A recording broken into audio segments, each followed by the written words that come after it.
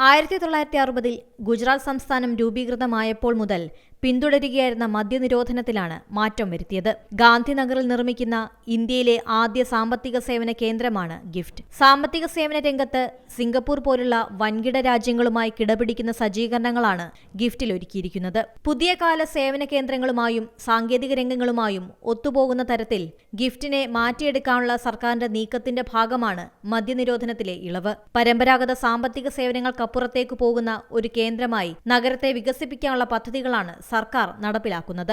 ആഗോള ധനകാര്യ സ്ഥാപനങ്ങളെ ആകർഷിക്കാനായി ഗിഫ്റ്റ് സിറ്റിയിൽ മദ്യവിൽപ്പനയ്ക്ക് അനുമതി നൽകി.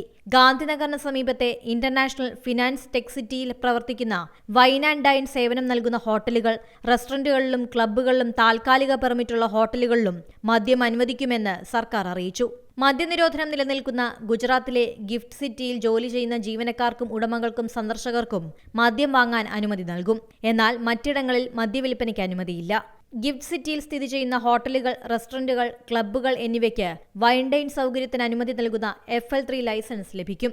National desk, Zee Malayalam News. ഏറ്റവും പുതിയ വാർത്തകളും വിശേഷങ്ങളും വിരൽത്തുമ്പിലറിയാൻ സീ മലയാളം ന്യൂസ് എല്ലാ ഡിജിറ്റൽ പ്ലാറ്റ്ഫോമുകളിലും ലഭ്യം.